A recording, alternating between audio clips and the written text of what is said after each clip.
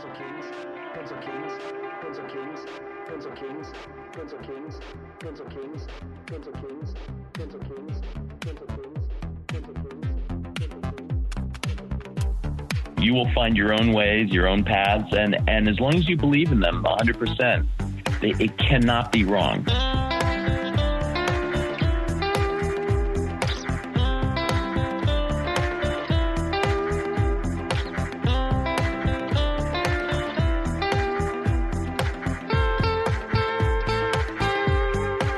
Back again, and this is the Pencil Kings podcast. Today we are talking with John Wellington, who's had, I think, like an artist's career, where I would say for myself, having worked mostly in game and film production, it's a different lifestyle. But John's the real deal, and I'm excited to have him here talking about his travels, his experiences, and just learn more about the fine art path, because it's something that I personally don't know a whole lot about. I know, obviously, the broad strokes. So to start off, John, why don't you introduce yourself and give people just like a 1 or 2 minute overview of who you are and what you do. Okay. Hi, Mitch. Hi, Pencil King listeners. So my name is John Wellington. I've been, probably like many of you, I've been drawing and painting since I was a little kid. It was just the way I sort of related to the world. I loved comic books and covers of album covers, especially like old James Bond album covers. I used to copy those as a kid. Eventually, I got into art school, Rhode Island School of Design, and I graduated in illustration. When I came out after doing various jobs like bartending, I ended up getting a job at Marvel Comics, where I learned to be a colorist, and I spent about 6 or 7 years there coloring a lot of graphic novels and Punisher titles and pretty much everything, a lot of covers.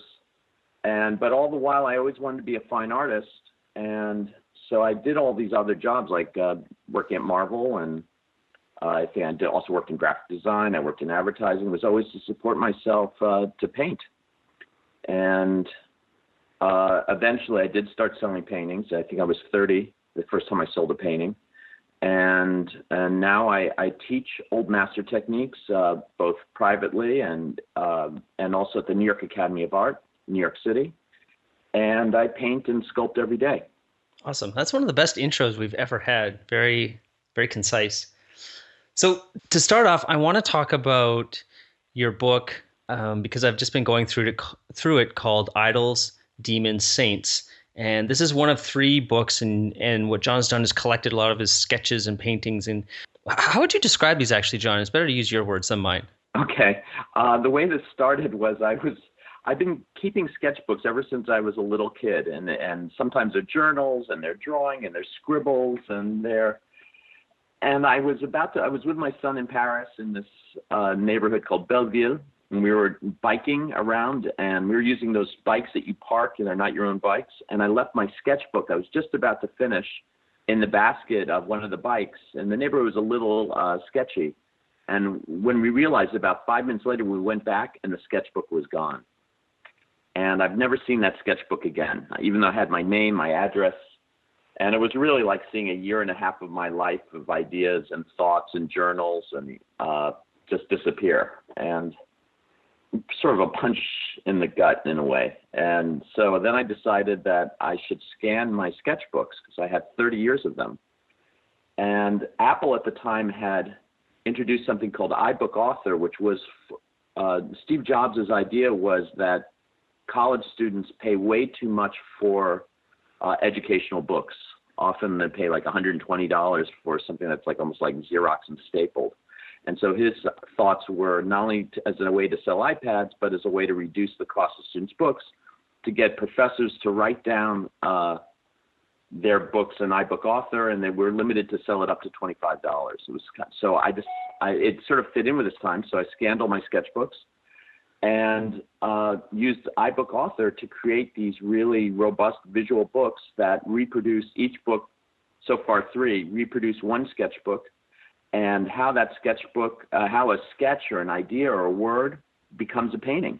And so within the sketchbook, within the ebooks, they show there's gouaches, it's an opaque watercolor, pen and inks, comps from SketchUp, or other programs, and it shows how my paintings progress, showing the techniques I teach, which are things like called grisaille, which means an underpainting, and really just, it's really almost like it's more than a how-to book of how to paint. It's really a how to create book, from the beginning words to finished paintings, showing failures, as I say, showing the good, the bad, and the ugly. It's really showing how the sausage gets made. And it also is a journal. So one of the things that, when you see an artist who's relatively accomplished in their skill, you think that they don't struggle.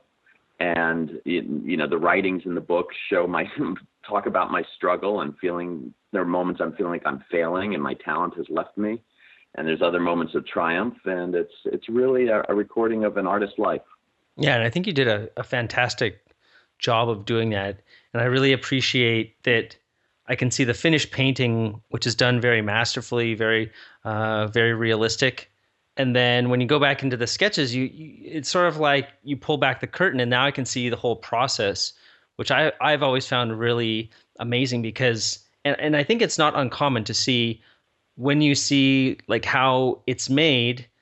From my standpoint, I'm always amazed. I love understanding the process, but it takes away a little bit of that mystery, I think, which when you're a student of art and you're trying to work on your own art, it's great, because you start to realize like, hey, I can do this. Like, I might not be at this top level, but maybe steps 1, 2, 3, I can already do some of the stuff. And with a little bit more work and a little bit more study, I can start to get to this place that I'm aspiring to be. But when you just look at that finished work, you don't know what all went into it, all the steps before. And so it's often that I hear people say like, oh, I could never do that. That's, it's impossible. Right. It gets very intimidating when you just see a finished work and you don't realize. And it's one of the things I tried to do within not only reproducing each page of the sketchbook, but even with some of the paintings, I would show a painting where I had really sort of messed up, and then how I went back and tried to save it. And so showing the failures as much as the success, which is basically showing the process.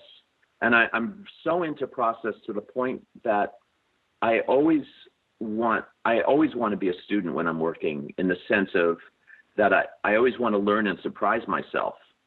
And that might sound strange for people listening, going, oh, but I want to be a master. But in a way, if I always know what I'm doing, I get bored. So we talked about that before, but that is something that I always want to be in territory that is slightly unfamiliar when I'm working in, now sculpting, painting, even doing the ebooks. I always love the challenge. So to start off, I want to read a quote from the book, one of the pages of your sketchbook that had the 5 stages of being an artist. So I'm just going to read these, and I know you've got an updated one that's a little bit different. So step 1, stress, wondering what to paint next. 2, stress while painting that you are not, stress while painting that you are not painting good enough. Step 3, stress that you're almost finished and don't know what to paint next again. Step 4, stress on whether the painting is really finished, if everyone will hate it, and if it will ever sell. Step 5, repeat step 1. It seems like a really stressful process, this painting. All right. Well, I wrote that and then I eventually posted on Facebook, and I rewrote it a little. And so many of my students and friends, some of my friends, some of them are really well-known artists, go, yeah, that's it exactly. And I guess it's a bit tongue-in-cheek, but also real. And it's we all have 2 sides of us. We have our id, our sort of crazy, insecure side, and then we have our ego, our more balanced, more holistic, humanist side. And everybody has it in different degrees. And I was certainly writing that from the id side, that idea of, what am I going to paint? Will it mean anything to anybody? Or am I just beating a dead horse? And then am I going to be good enough? And then will people like it? Will people buy it? And then that's the sort of funny negative, and that exists. But there is another. Then after that, I wrote a more ego side to those rules. Should I read those? Yeah, please. Okay, so this is the 5 rules of painting. I said, when not beating a dead horse. 1, judge less, paint more. Your art and vision have a right to exist. And don't worry if it has been done before, you are doing it now. You are the creative element in the equation, not the subject. 2, enjoy the artisan as well as the artist in you. This is not zeros and ones. After all, you are pushing burnt dirt from sienna suspended in flaxseed oil with animal hairs onto cloth, wood, and metal. That's for oil painters, by the way. 3, for critiques, find people that ultimately believe in you and your vision. They will help you achieve your creative goals. Everyone else will also have an opinion, so choose carefully. It is your art, your life, your talent. What is unique about you is what will make your art unique. 4, be devotional in the act of creating, and then let it go. 5, often in art, what was considered wrong is what is later regarded as right. Tastes change. Bonus rule, it's just paint. I love the bonus rule. So that's the other side of it, which is, in the end, doing it is the most important part. So, if you're like a comic book artist and you're going to do Batman, do a pinup of Batman, you go, oh my God, so many pinups have done. But if you have a vision and that's something you want to do, then my suggestion is do it with absolute devotion and as if at that moment it's the most important thing in the world, and commit to it and try and be the best you can. And if you do that with that type of honesty and devotion, it has to be good. It just cannot be a failure.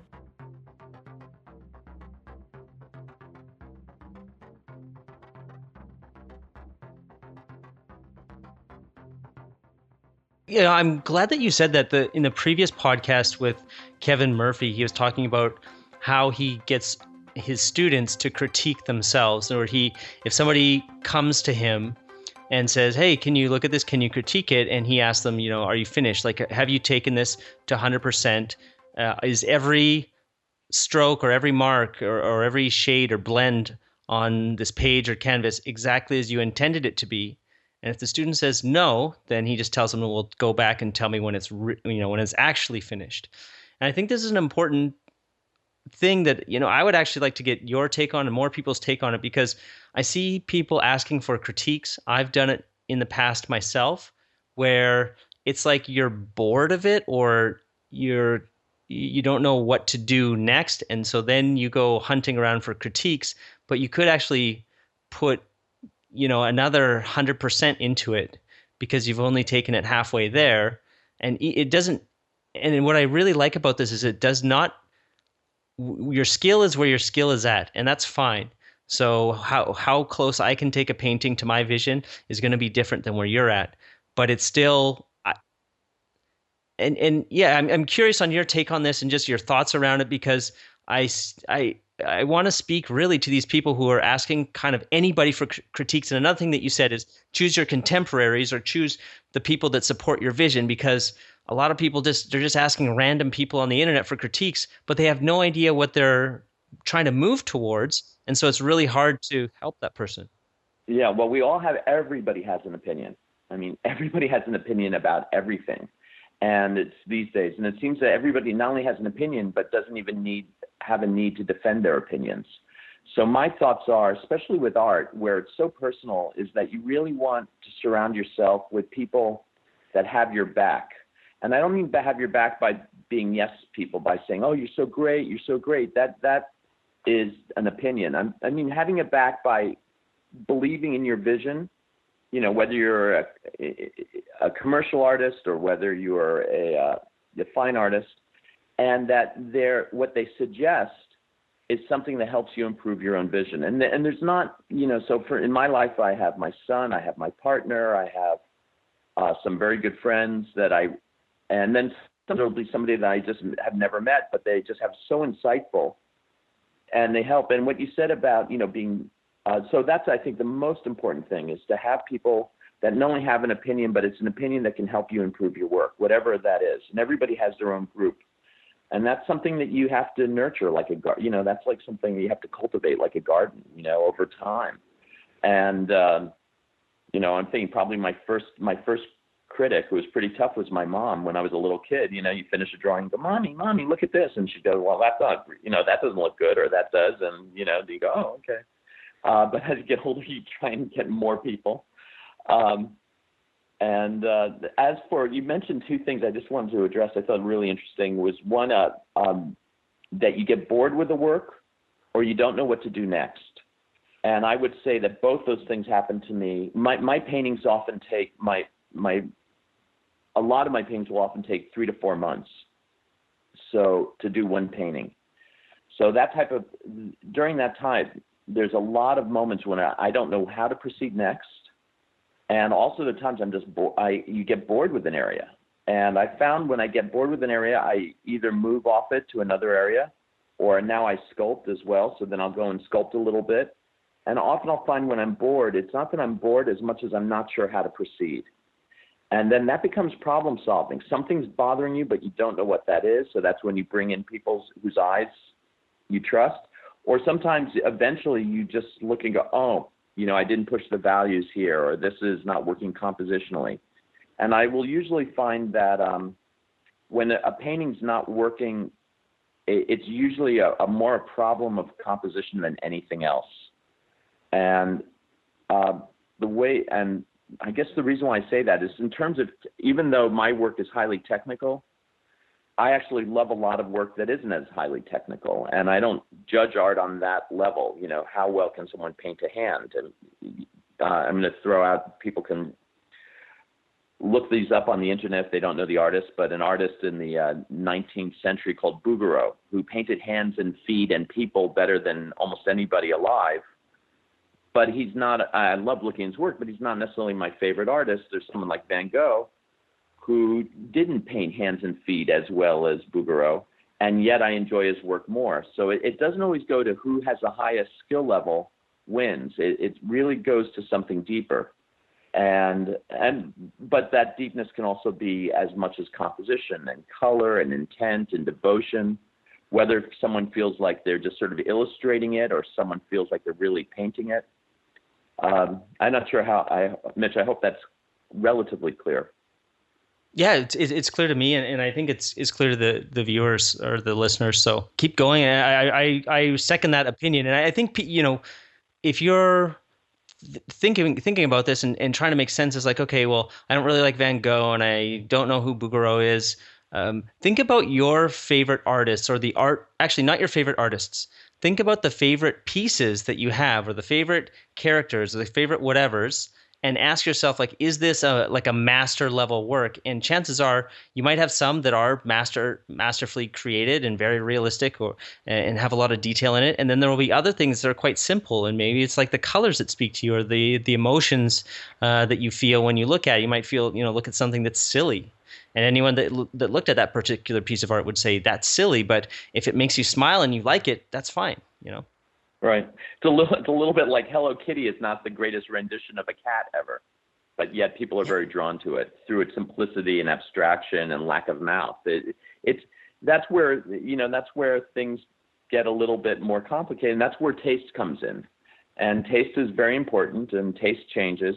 I will say, I think for me, the most important thing about a two-dimensional visual representation, whether it's done on a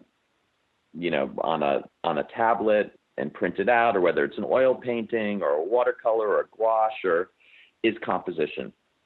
I think that's the number one most important thing. More than being able to draw a hand or knowing the difference between the deltoid and the trapezoid, and the proof of this for me is walking through a museum and looking at paintings, let's say old master paintings, for example, and looking at paintings that are better painted than anything I might be able to do. And what are the ones I walk by? I mean, they paint super well. The tree is beautiful painted, the clouds are great, whatever I'm looking at, but I'm just walking by it, and then there's a painting that stops. I stop in front of, and I can't pull myself away. So you could say, well, it could be subject, but sometimes you're looking at a number of paintings where the subjects are very similar, like Dutch landscape painting. But the one that draws you in, if you start to analyze it, it's usually compositional tricks that keep your eye in the painting. And that is, and I've done this with students countless times. We stop and I make them stop in front of a painting that they were all going to walk by. And we'll see that somehow we're just not, that compositionally we're not engaged in it.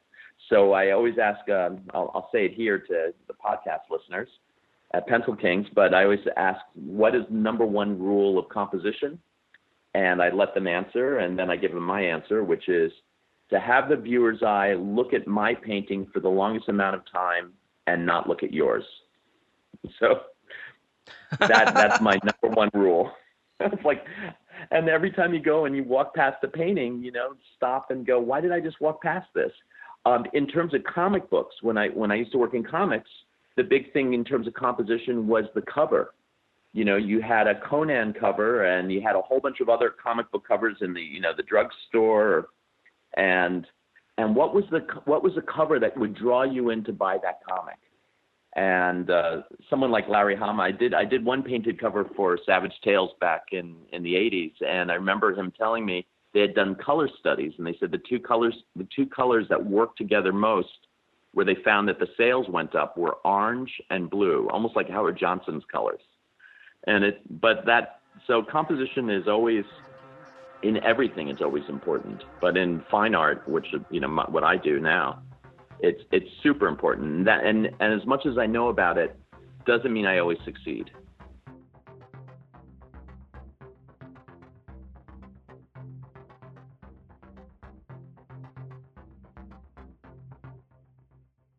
Could you give us an example of some time when you felt like you didn't succeed? There's a lot of once people are listening to this, and we'll have the link on our website to go and check out your work. And when you see John's work, you'll see it just at how high of a level he's playing. And so I find it interesting to hear when people are willing to be honest about their failures, especially people at the highest levels, because for those of us who are on our own journeys or just starting out, all we see is the finished products a lot of time, and it's just like, wow, that person's infallible. Everything they do, is just golden, but that's not true. No, we feel nothing but fallible all the time. So what will happen is oftentimes I'll come up sometimes. Well, like one example was I had done a really nice composition in a sketch. Did a painting of it in gouache, a small version, very quick, like a 2-hour color demo. And then I got a panel that was in a different rectangular proportion than what my sketches were.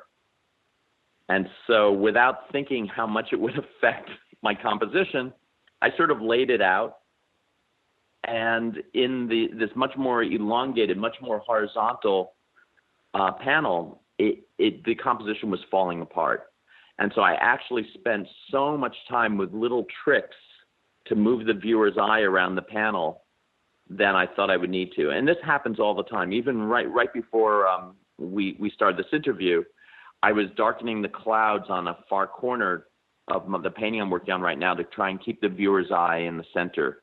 And I'll do that with any element I have in a painting, whether it's clouds or airplanes or rebar from a destroyed bunker, whatever I'm working on.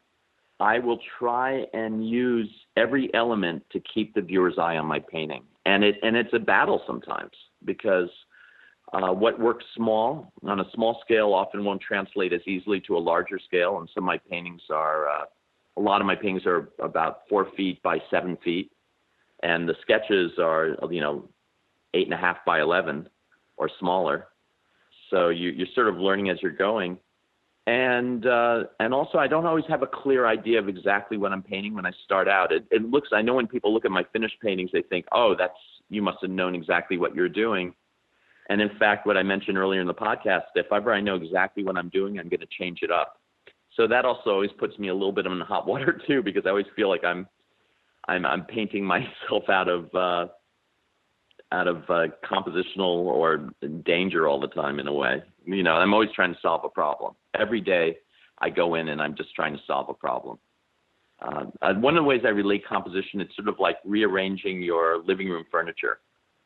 Seeing where the couch goes and where the coffee table goes and the lounge chair and the TV and saying, oh, that's pretty good, but I don't like this. And you move things around and you change them until you eventually like hanging out in your living room.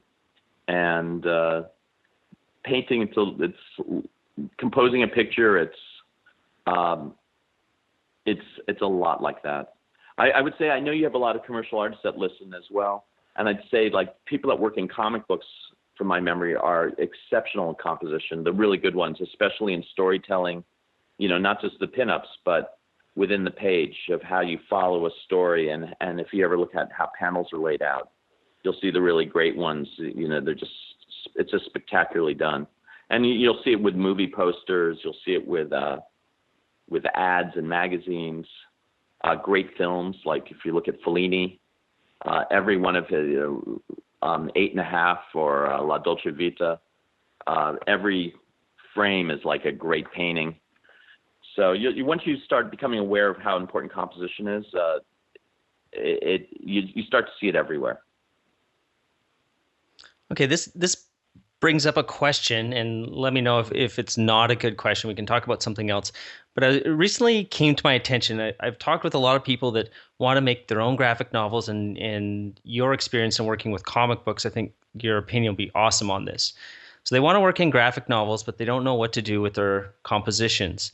And so what I've told people in the past is we'll go and really start analyzing, like technically analyzing panels in a comic book that you enjoy, and just see what are the recurring themes, like how close is the subject to the viewer, and what else is in the scene, and it's all composition. And then recently, and I don't know the name, who to give credit to this to, but it's the 22 panels that always work. I believe if you look up 22 panels that always work, you can find it. And I don't want to type because it'll interfere with the recording, but so there's these 22 panels, and it's great. Once I discovered this, I was like, oh, this is the thing that I wish I could have handed people before, and saying like somebody already did the analysis.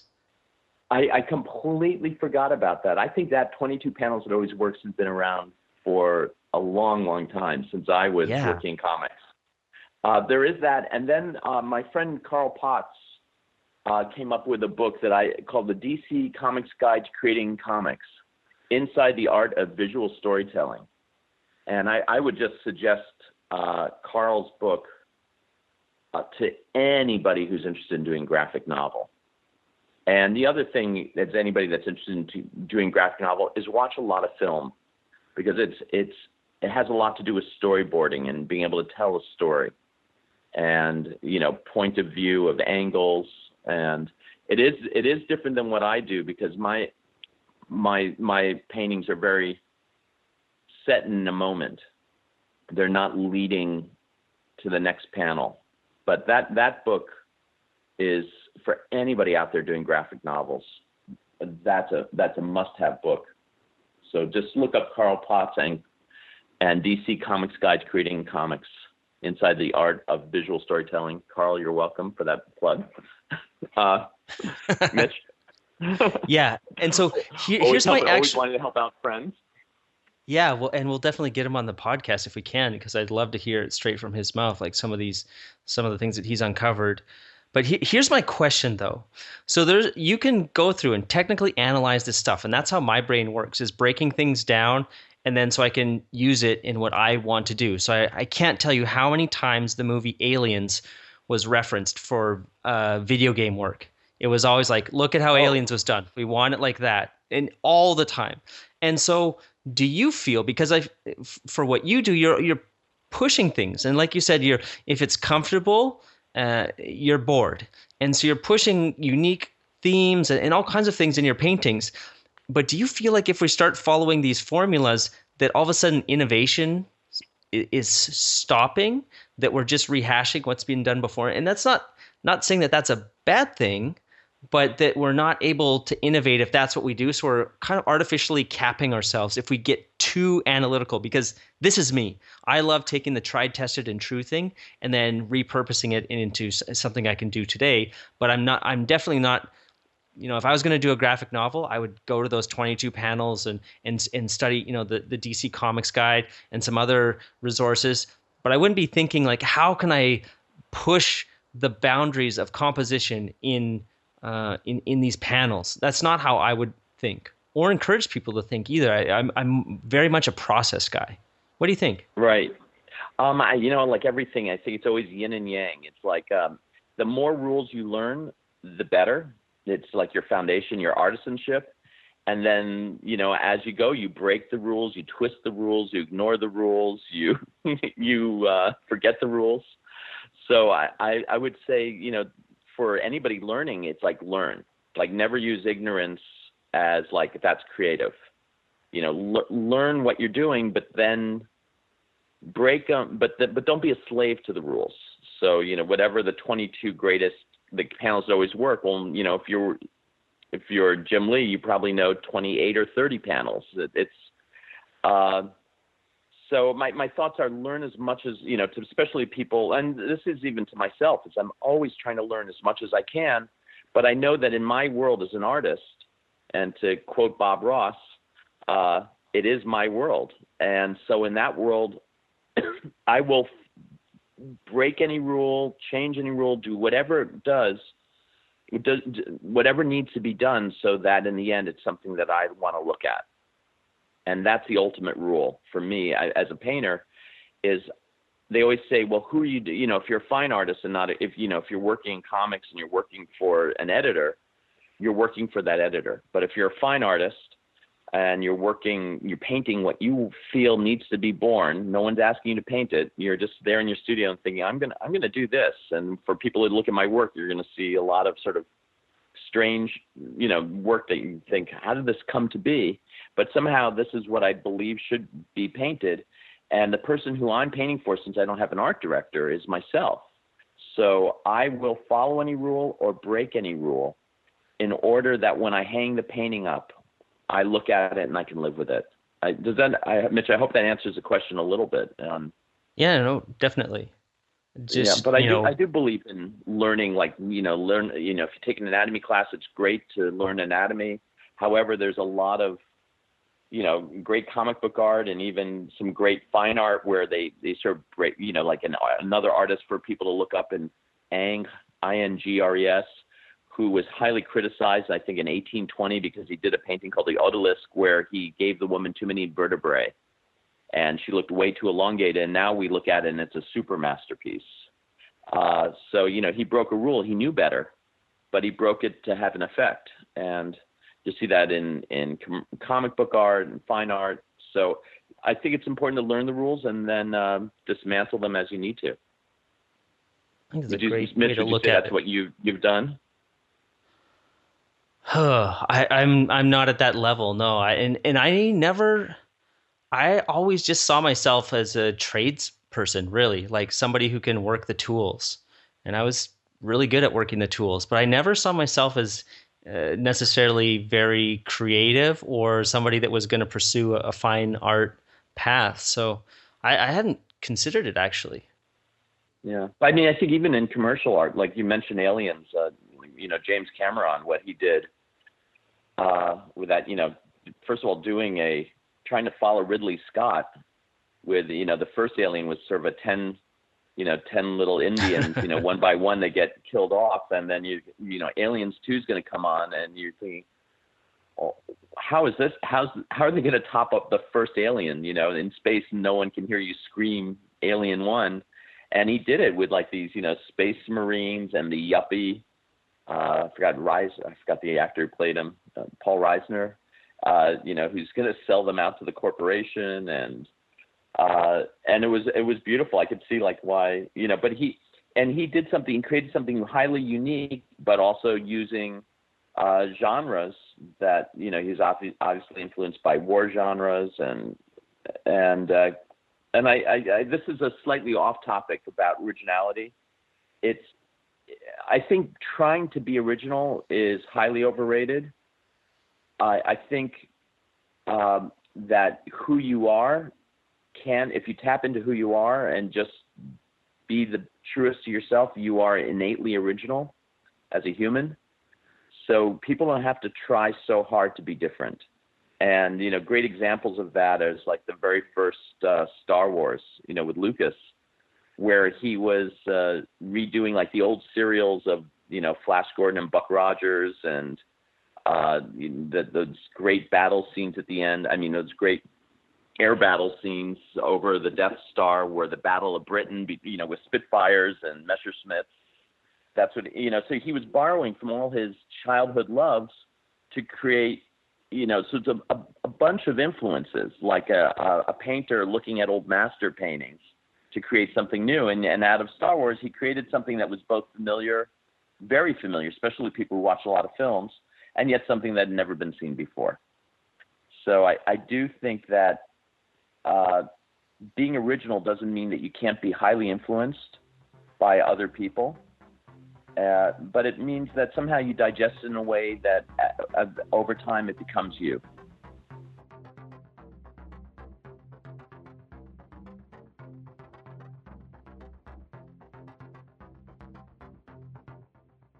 I would 100% agree with that. Yes. It's a great way to put it.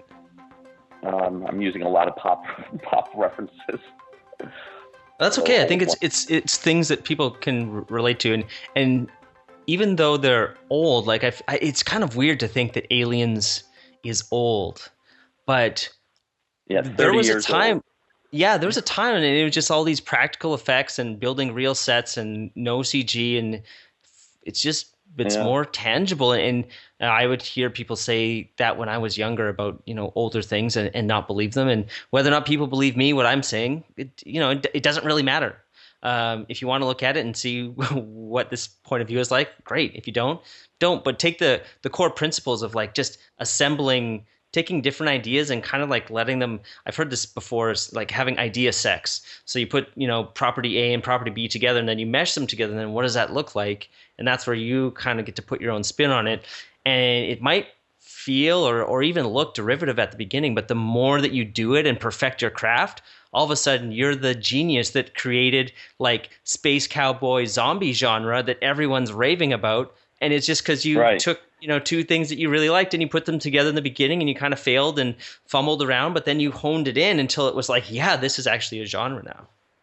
Right. That's really important. That's why I always think that the subject is never important. Like conceptually, this is a weird thing to say, so I'm going to defend it after I say it, that the subject isn't important. It's how you approach the subject and how you feel about the subject that makes it important. So, subjects like change, like you'll hear Hollywood say, okay, everybody wants Western films. Nobody wants Western films. Everybody wants war films. Nobody wants war films. Everybody wants sci-fi films. And then now we're superhero films. And you'll see that there's like waves of popularity in films, if you were to go through. But the good ones are not good because they're a superhero film or because they're a Western film or because they're a rom-com or whatever the taste level is at that moment. The good ones are good because they transcend that. So there was a TV show that I'm sure some of your viewers know. There's a remake of Battlestar Galactica. Mm-hmm. That was, I guess it was filmed in Vancouver, actually, in Canada. And I remember one of my friends who's a science, I'll do another name, Nick Janesheek, who's a science fiction illustrator, and he's taught illustration at Rhode Island School of Design for about 20 years now. And I remember Nick calling me and go, John, you got to see Battlestar Galactica. It's so good. And I was like, Nick, you know what? I actually didn't love the first one, and I'm not really that into watching sci-fi TV. And he said to me the thing that would make me watch it. He said, John, it transcends science fiction. That's not why it's good. And then I thought, okay, I'll try it. And sure enough, I was hooked for 5 seasons and, watched every episode and enjoyed it.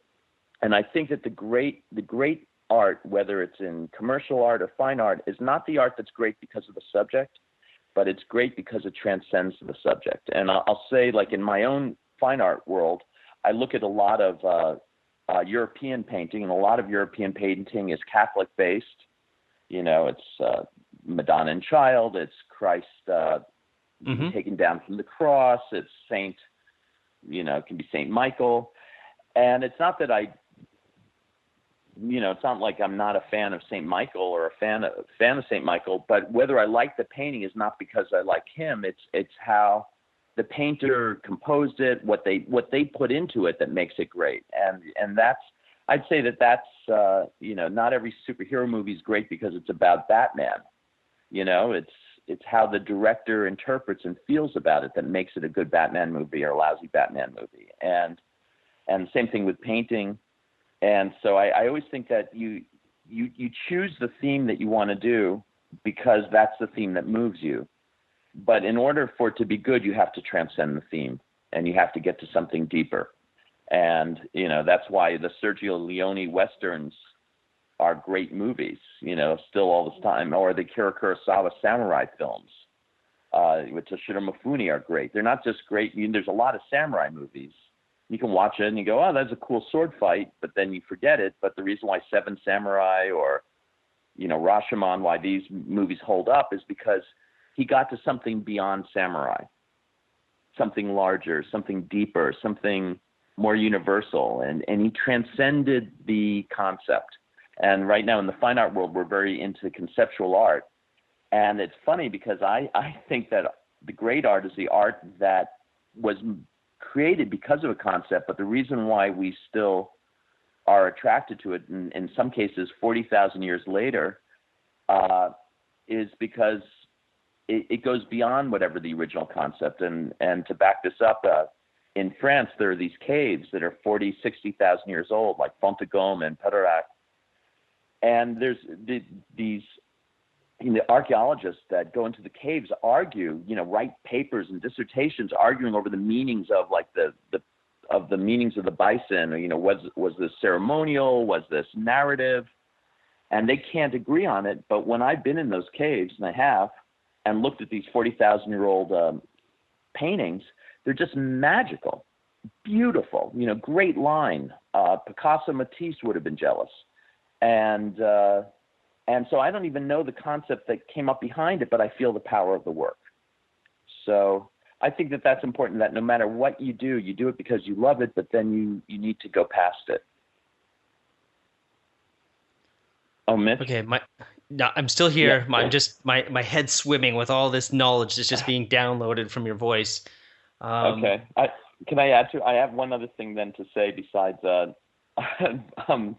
going past transcending the conceptual idea, which is this is for me, and this is I'm saying this being a fine artist, but you know what? I could even put this all even to a young George Lucas or a younger James Cameron with Terminator. It's to be really creative, one should tap into what's strangest about them, what's most unique about them. And so I'm not sure how to exactly apply this outwardly, only to say that, that whenever I have an idea and it just seems completely absurd, but something I want to do, I no longer go, oh, I'm not going to do that. That's too absurd. I actually, just the opposite. I do it. So right now, when I was a kid, I used to love painting 1/35th scale war miniatures, and I'd build these dioramas. And there was a local hobby shop in New York City called Polk's. And I was like 11-year-old doing kind of like not the greatest job painting these figures, and making these dioramas. But Mr. Polk would show my work next to the 50-year-old guys who had every metal perfectly painted and the 5 o'clock shadow on the faces. And he'd show my 11-year-old work next to theirs, which was great for me. And I was in a sort of I was in a block with my painting. And this goes back to something I said. I was about to start a painting. I had the composition. I'd been doing sketches, and I knew the answer. And when I knew the answer, I thought, oh, that means I'm just going to go through the process and basically be an artisan, just knocking it out. Yeah, I'll be able to paint this well. I'll be able to paint that well. But it was just like going through the stages, which is where I don't want to be as an artist. And so I decided to start sculpting.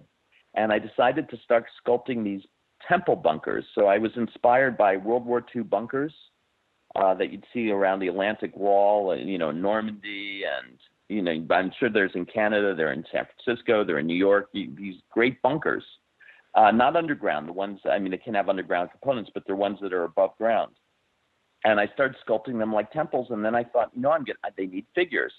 And all of a sudden I'm sculpting in wax like these, not 1/35th scale. I had to go a little bit bigger, but about 1/32nd scale figures of these erotic women samurais and whatever I wanted to populate.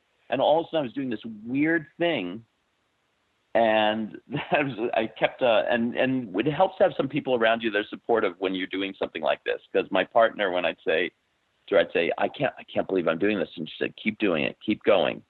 And it was good to have her voice, but I just embraced whatever was the strangest thing, going back to my childhood and building models and then sort of recreating a version of them that was more reflective of my paintings. And now I have this new series, and that series helped me get back into painting. And so when I got back to painting, I got back very fresh and invigorated again. So one of my rules is just to follow what's strange about me, because what's strange about me, my interest, my geekiness about something, is also what's unique. If that makes, I hope that makes sense. Definitely. And I think it's something that a lot of artists don't realize.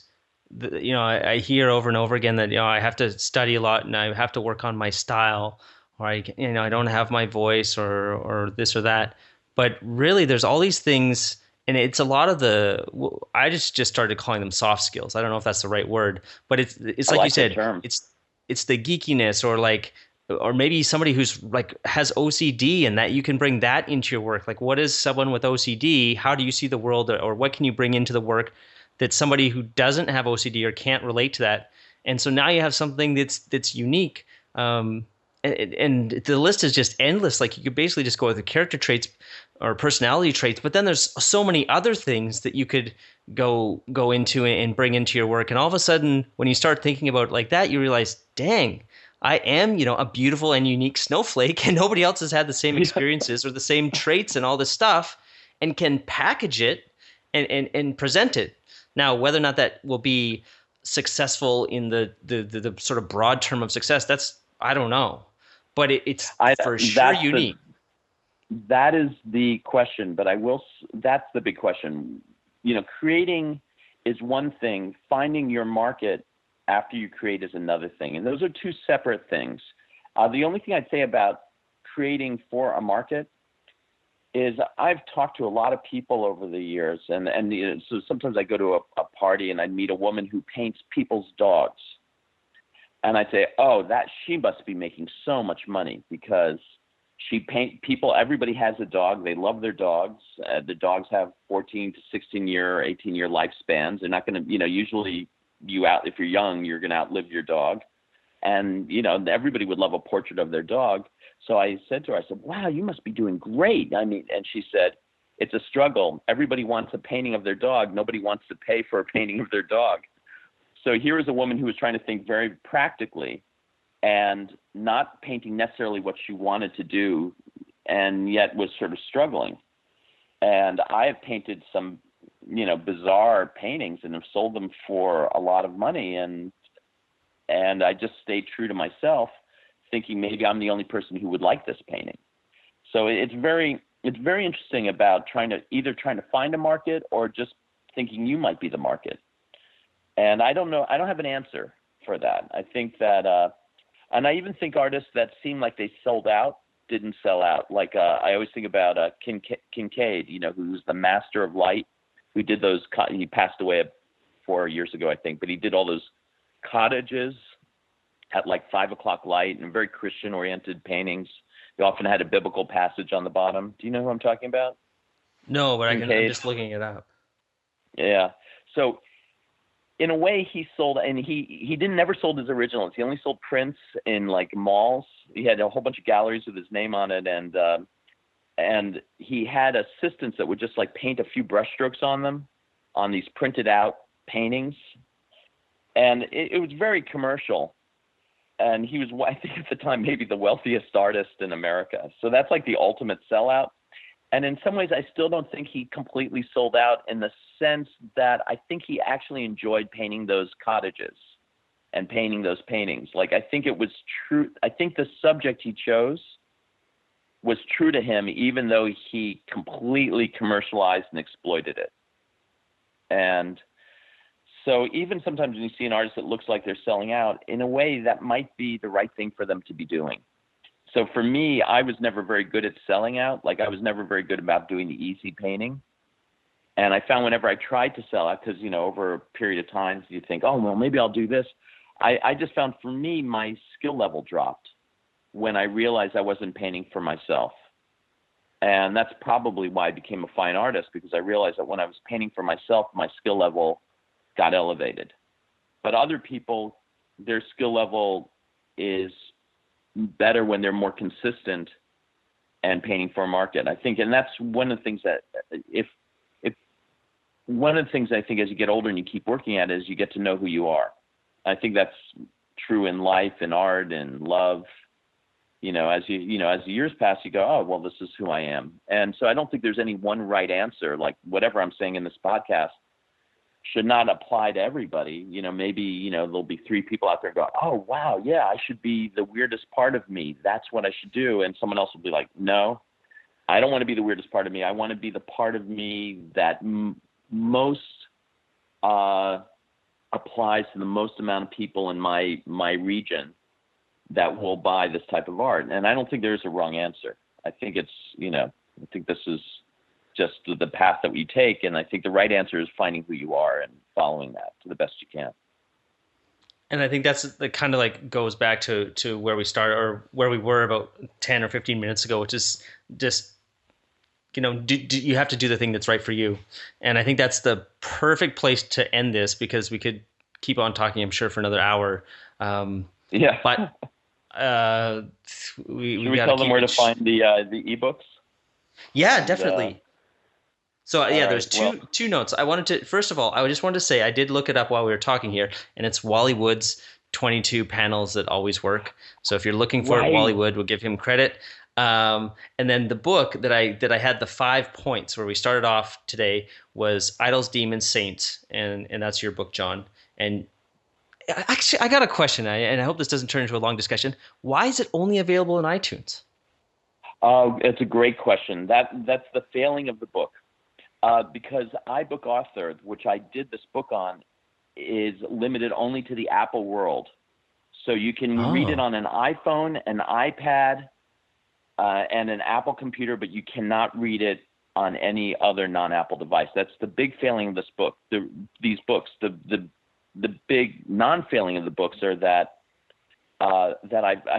which I mentioned once before to you, but my pricing on it was less than a latte in New York City. So a latte or a cappuccino in New York, it's about $4.50. And my idea was this was not about making money. This was really about wanting to show people that are interested in the process of being an artist, in learning old master techniques of painting and composition, to be able to get these books.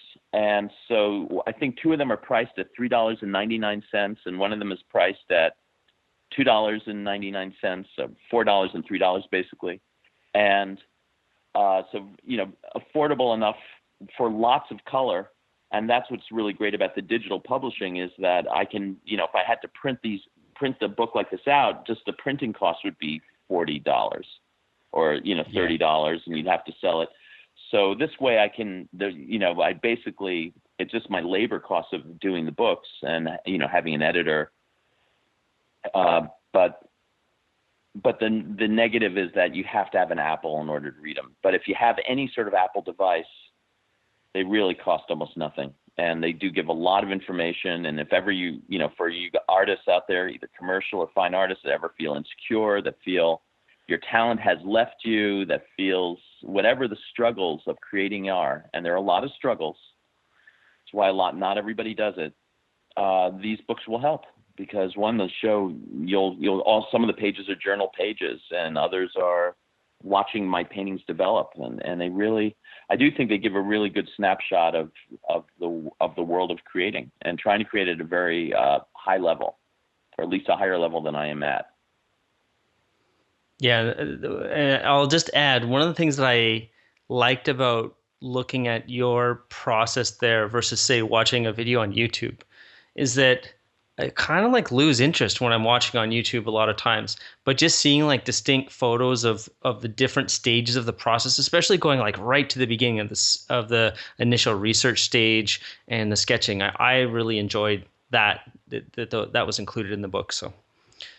Oh, thanks. Yeah, well, I tried, and I tried to really keep I love writing. It's something else I love to do, and And so I wanted really the prose to sort of elucidate and codify and even, to show really the journey that being an artist is. And that's what I really think ultimately. I know it sounds cliche, the journey of an artist, but that's what it is, because it's not like you always get better and better and better. Sometimes you do, and sometimes you go back a step, or sometimes you have different interests. And, you can see that like with a Pablo Picasso, who drew, as he says, he drew, his obnoxious line was, "I was born drawing like a master, and for the rest of my life, I tried to learn to draw like a child," which is, very Pablo Picasso. It sort of annoys me, that line. Not all of us were born drawing like masters, to say the least. But it just means that we have different goals at different times. Sometimes it's my goal is to learn anatomy. My goal is to master mixing color, and other times your goal is to have something more emotional. And it's just a different, and all the goals are good. And there really isn't a right or wrong. And I think, for anybody who's young and listening, and anybody ever tells you an absolutes, this is right way and this is the wrong way, you have to sort of, in your mind, just keep saying for them, not necessarily for you. You will find your own ways, your own paths, and as long as you believe in them 100%, it cannot be wrong. There is no wrong idea in painting. There's no wrong idea in film. There's no wrong idea in a comic book. If you believe in it and it gives you pleasure to create, you cannot be wrong. I find it's like a mathematical equation that is just proven right. If you love doing it and you want to do it, it has to be right in the world of creativity. I just believe in that deeply. All right, John, why don't you give us your URL and then we'll wrap this up. Okay. My art and even links to the ebooks can be johnwellington.com. That's JohnWellington, johnwellington.com. And even if you don't even want to, you just Google my name, I'll be the first page at least of Google. And if you're ever, for anybody out there who's interested in comic books, if you ever Google John Wellington comics or Colorist or Marvel, you'll get a whole nother world of me back when I was in my 20s and 30s. And I'm going to be going to New York Comic Con this Thursday and seeing a lot of my old friends from the industry. I'm looking forward to that. Awesome. Well, this episode will be out later than the Comic Con, but I'm sure that's a mainstay and something that I want to get to next year. A lot more Comic Con shows to start meeting, people I'm talking with all the time. And as usual, we'll have links to everything. We mentioned a lot of different things today. So I'll have links. We'll have Kincaid. I looked up Kincaid on my phone, and I think my mom has like those little cabins. I don't know if he sculpted those or if they were inspired by, but they look very much like the paintings. And I know I've seen them. I've seen the prints before in lots of places. So we'll have all that stuff over at pencilkings.com/podcast, where we do write-ups for every episode. And if you've never checked that out, I think it's kind of cool because we often mention off-the-cuff stuff and we just go ahead and dig and find it for you. So it's all in one nice place. So it's kind of nice, and you can listen to the episode right there.